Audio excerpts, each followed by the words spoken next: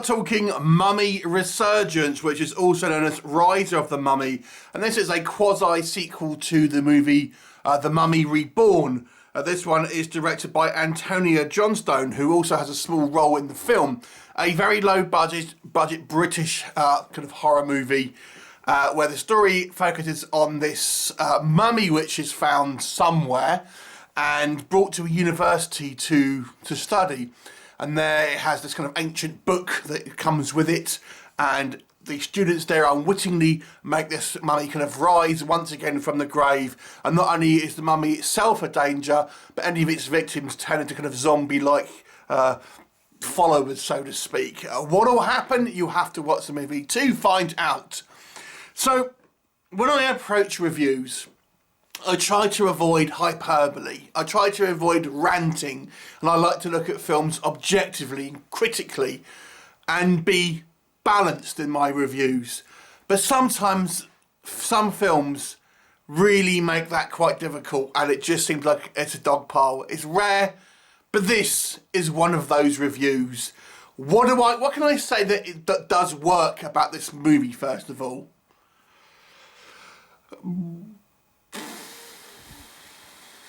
I think some of the sound effects are quite good, and there are a couple of smaller acting roles where I thought the acting was acceptable.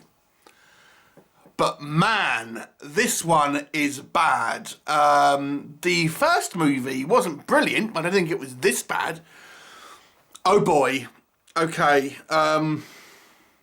Where to start? Let's start with the opening scene, which we have these three young people running away from this mummy, right?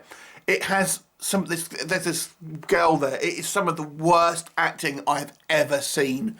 I really don't like to be personal when I'm kind of pointing at acting performances, but man, oh man, this was bad. I would think about another career if acting was your chosen profession here. I've quite honestly never seen acting quite this bad in a long time. But even that scene doesn't make a lot of sense, to be honest. We see that there's some type of military types managed to, for some reason, kill one of the students for no apparent reason. They were clearly witnessing the mummy attacking people, but all of a sudden, the next scene, the mummy's shipped to this university. It's like, what? For no real kind of reason, to be honest with you. It just seems like an excuse to have a quick story about why this university is at this, why this mummy's at this university. And let's talk about this university, which is clearly not a university. In actual fact, we see a plaque from the actual school that they're actually filming in that is clearly not a university, where we have this mummy laid out on a school desk, rather than kind of any type of observational, proper equipment and things like that. We're told repeatedly that the students must wear masks when near the mummy. However, wearing gloves does not seem to be an issue for people as they handle the mummy, jewellery, and this kind of ancient book, all with without any kind of gloves on and stuff like that. I mean, I could nitpick on this movie all day.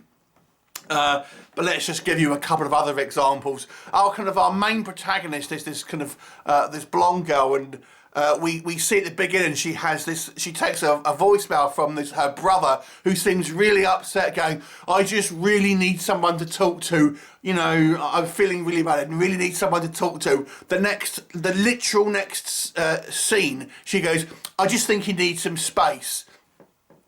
And then we find out he commits suicide, and admittedly she feels guilty from it, but I'm thinking, what? This movie is some of the worst written movie I've ever seen. It is terrible. I mean, the acting is just, goes from somewhat acceptable at the very best to downright embarrassing at the worst. The mummy itself looks pretty much the same as the previous movie, to be honest, but I don't think the mummy maybe could have looked okay had they kind of dirtied it up a little bit and made it look a little bit like it's not just kind of fresh bandages and things like this. The plot is absolutely nonsensical. The acting is terrible. The mummy is not in the least bit kind of threatening or scary. It is just painful. I've given you some small examples of just kind of like the lack of attention to detail in this movie. And it just goes through, that's just the beginning. You know, I'm not even going to kind of just nitpick the whole way through it, to be honest with you. What I've told you are scenes that are in the beginning of the movie. Ooh, this was tough. There is a tendency to knock out cheap movies just to kind of get a small amount of cash flow, and unfortunately it seems like it's a growing trend. Knock out a movie, have some cool cover art on it. They may make a few $1,000s or a few £1,000s profit on it.